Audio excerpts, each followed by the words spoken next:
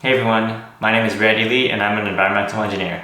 Today I want to cover some interesting articles that I found while scrolling through some of my newsfeed homepages. I found this one titled, "Climate Change May Bring More Fungal Lung Infections," and that will be linked in the description. And as a current environmental engineer, ex-chemist, and ex-biologist working at an R&D facility, I think I have some knowledge to say that this won't be the last of some disease popping up due to climate change. It's almost analogous to like Jurassic Park if you've watched the movie. Human intervention either reawakens or discovers a disease that has been locked away for thousands of years, only to have it wreak havoc on them. Obviously, we aren't trying to find diseases just so that we can get sick from them, but due to the rapidly changing environment from climate change, it causes changes in conditions for the pathogen to thrive in. Say for example, rainfall and soil moisture could be fueling the spread of these diseases. Or maybe more frequent droughts have caused people to move to different places that are more disease prone compared to their original place where they had stayed before they moved. Not just the migration of people, but animals move too. Some animals like fleas, rats, or bats, they move too because their original home is now inhospitable because of human expansion. So now you can see like a domino effect of climate change. Okay, with that little brief introduction and background out of the way, let's take a look into this article and see what it has to say. And I'll try to summarize that so as to not bore you. And I am looking down on my screen. So the article goes on to talk about 3 specific fungal diseases expanding. Each one was once confined to a specific area in the US, but now more than 10% of the infections have occurred outside that traditional range. Valley fever, for example, has expanded up north, showing up in states like Washington State and eastward. This is a problem because as these diseases expand, doctors aren't able to diagnose them correctly because they're just not familiar with this new disease that isn't typical in that area. Also, it's difficult because these are fungal diseases.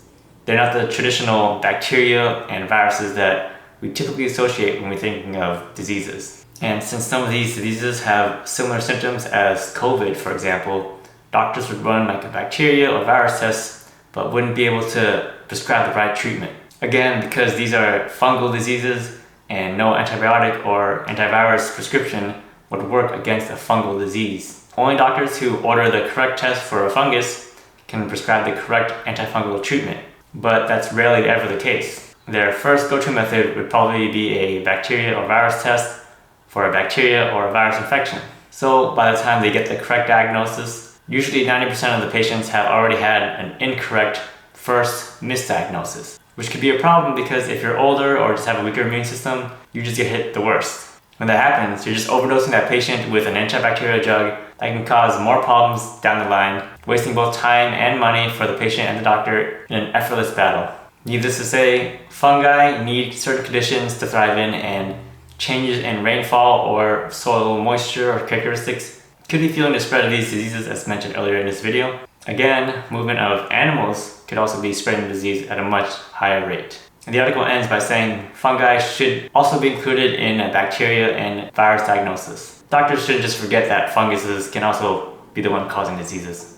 And although awareness of fungal infections are improving, it's just really being in the wrong place at the wrong time. So overall, climate change is more than just melting glaciers or saving polar bears, droughts and wildfires. Everything is intertwined together. From the chemistry of the soil making agriculture more difficult to grow, to economics and businesses having it harder to produce and sell food, to now diseases and human health.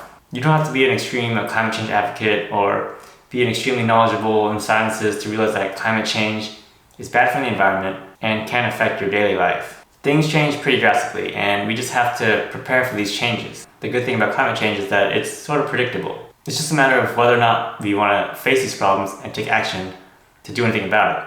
Okay, so that's all I have for this short video. I know it's not what I normally talk about in this channel. I hope you guys found this video interesting because I found the article interesting. I just wanted to keep you guys in the loop of current and future events. And we'll see whether or not you really like to talk about this topic. That's it for this video, and I'll see you in the next one. Goodbye.